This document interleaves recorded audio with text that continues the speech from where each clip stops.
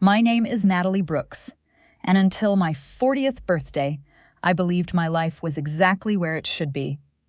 I owned a successful interior design company, had a husband of 14 years named Ethan Brooks, and a 12-year-old daughter, Sophie. Life wasn't perfect, but I thought our family was strong enough to survive anything. For my birthday, I asked for only one thing: dinner together. No expensive gifts. No surprise party. Just an evening with the two people I loved most. Ethan promised he would pick Sophie up from her friend's house and be home by 6. So I cooked our favorite meal, set the table for 3, chilled a bottle of wine, and bought my own birthday cake because Ethan had a habit of forgetting desserts. 6 o'clock came, then 7, then 8. No calls. No messages. By 9, the food was cold. I sat alone at the dining table, staring at the flickering candles on my cake. At 9:43 p.m., my phone buzzed. An unknown number had sent me a video. No explanation. Just an 11-second clip. Something felt wrong immediately. My finger hovered over the screen before I pressed play. The video showed Riverside Park. And there was Ethan, standing beside a blonde woman I had never seen before. He was smiling, not the tired smile he usually gave me after work. This one looked effortless happy. Next to them stood Sophie. The woman wrapped an arm around my daughter while Ethan watched. Then I heard the woman say something I couldn't quite make out. Sophie looked up at her and spoke words that froze my blood. "I wish you were my mom." The video ended. 11 seconds, that was all it took. I replayed it 5 times, then 10. Every time hoping I had misunderstood. But the words never changed. I stared at the birthday cake as the candles slowly melted into pools of wax. I didn't cry. I didn't scream. Instead, I opened my laptop. I searched for divorce attorneys. Then I searched how to file for divorce in my state. My hands remained perfectly steady. That scared me more than the video itself. By the time Ethan finally walked through the front door, after 11, I had already drafted the first page of a divorce petition. Sophie followed him inside. Neither of them noticed the untouched dinner, or the flowers, or the cake. "Sorry we're late," Ethan said casually. I looked directly at him. "Where were you?" His smile disappeared.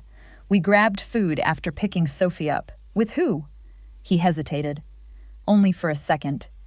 But it was enough. I opened the video and held my phone toward him.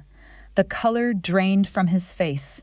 The moment it ended, silence filled the kitchen. Finally, he whispered, "It's not what it looks like." And at that moment, I knew everything in my life was about to change. After I showed Ethan the video, the kitchen felt suffocatingly quiet. Sophie stood frozen beside him. For a moment, nobody spoke. Then Sophie rushed to explain.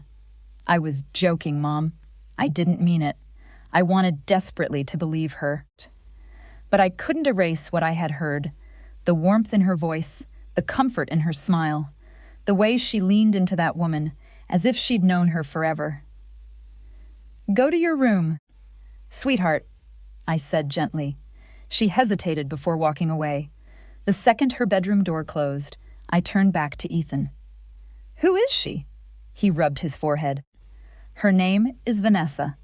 The name meant nothing to me, yet somehow it immediately felt like a threat. "We used to date years ago," he admitted. My chest tightened. "You spent my birthday with your ex-girlfriend?" "It's not like that." "Then explain what it is." Ethan sighed. Vanessa moved back into town. She wanted to meet Sophie. I stared at him in disbelief. "And you thought my birthday was the perfect time for that?" It just happened. That answer made me angrier than anything else. Because Ethan always had the same excuse. Things just happened. Late nights, forgotten promises, missed family events. Everything simply happened to him. Never his fault. Never his responsibility. I suddenly realized how many years I had spent accepting that excuse. 14 years. I built my entire life around this family, I said quietly. I supported your career, raised our daughter, planned everything because you never would. Ethan crossed his arms. You're overreacting. The words landed like a slap. Overreacting. I had heard them before.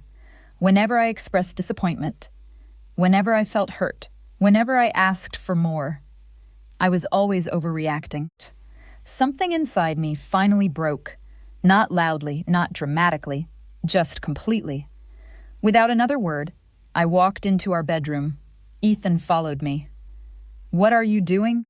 I pulled a suitcase from the closet. His expression changed instantly. Natalie, stop. I began folding clothes, carefully, methodically. You can't be serious. I zipped the suitcase halfway and looked at him. I'm not leaving because of 11 seconds. He frowned. What does that mean? It means I'm leaving because those 11 seconds showed me 14 years. For the first time, he had nothing to say, no excuses, no explanations. No way to talk himself out of what I had seen. That night, I kissed Sophie's forehead while she slept. Tears filled my eyes as I looked at her. I loved her more than life itself. But I couldn't stay. Not anymore. Just before midnight, I loaded my suitcase into my car and drove to my sister's house. The next morning, Ethan called 12 times. I ignored every call. 3 days later, he called another 20 times. Still, I didn't answer. A week later, I officially filed for divorce. As I walked out of the courthouse holding the stamped documents, I felt terrified, heartbroken, alone. But beneath all of it was something else, something I hadn't felt in years. Freedom. The divorce was finalized 8 months later. It ended quietly. No dramatic courtroom battle, no public arguments, just signatures, paperwork, and the painful realization that a life can fall apart without making much noise. The hardest part wasn't losing Ethan, it was losing Sophie. At first, we shared custody. She spent alternating weekends with me, but as the months passed, those visits became less frequent. There was always a reason, a school project, a birthday party. Plans with friends, every canceled weekend, felt like another small crack in my heart. Whenever I called, Sophie sounded distant, polite, like she was talking to a relative instead of her mother. I blamed myself. Maybe I had left too quickly. Maybe I should have fought harder. Maybe she really preferred Vanessa. 3 years passed. During that time, my design business grew faster than I had ever imagined. I opened a second office and built a reputation throughout the state. Professionally, I was thriving. Personally, I felt empty. No achievement could replace the daughter I barely saw anymore. Then everything changed on a Tuesday afternoon. I had traveled back to my hometown for the grand opening of my new office location. After the ceremony, I stopped at a shopping center for coffee. That's when I saw them. Ethan, Vanessa, and Sophie. She was 15 now, taller, older. Almost a young woman. For a moment, I simply watched from across the plaza. They looked happy, like a family. Then I heard it, Sophie's voice, bright and effortless. Mom, can we stop for coffee before we leave? Mom. She was talking to Vanessa. The word hit me harder than the divorce ever had. I stood frozen, unable to move, unable to breathe. At that exact moment, Sophie looked across the plaza and saw me. Our eyes met.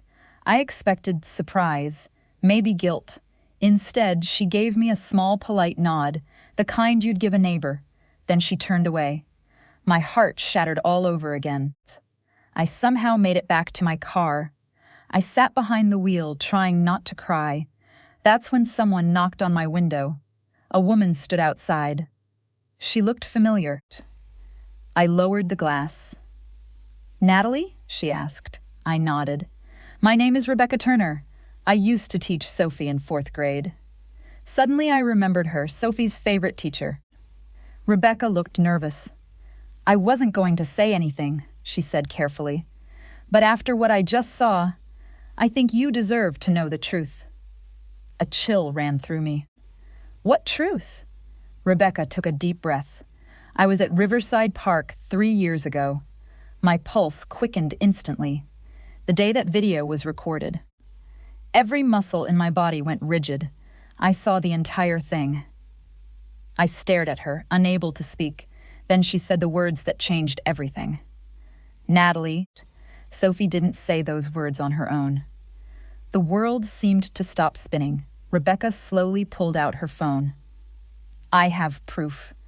Rebecca handed me her phone. My hands trembled as I pressed play. The footage was grainy, but clear enough. I saw Ethan, Vanessa, and Sophie standing near the lake, unlike the video I had received years ago. This clip started earlier, much earlier. Sophie looked uncomfortable. She kept shifting her weight and glancing away. Then Vanessa crouched beside her. "Come on, sweetheart," she said. Sophie shook her head. Vanessa smiled and tried again. "Just say it. It'll make your mom so happy." My heart stopped. The next few seconds felt unreal. Vanessa repeated the line twice. Sophie looked confused, like a child trying to please an adult. Finally, she sighed, then spoke the words that destroyed my marriage. "I wish you were my mom." The video ended. I sat frozen. For 3 years, I had believed those words came directly from Sophie's heart. For 3 years, I thought my daughter had chosen someone else over me. And for 3 years, she had no idea what that video had done. Rebecca quietly sat beside me. "I don't think Sophie understood what was happening," she said softly. "I don't think she knew anyone would ever see that video." Tears filled my eyes, not because I was angry, because I had lost 3 years with my daughter over a lie. That evening, Rebecca sent me the clip. 2 days later, I sent it directly to Sophie, along with a short message. "I love you. I think you deserve to see this." Then I waited. 3 days passed, no reply. On the 4th night, my phone rang. The caller ID showed Sophie's name. The moment I answered, I heard crying deep, heartbreaking sobs. "Mom," she whispered. The word alone nearly broke me. I didn't know. I closed my eyes. "I know, sweetheart." "I was only 12, she cried. She kept asking me to say it. I didn't understand.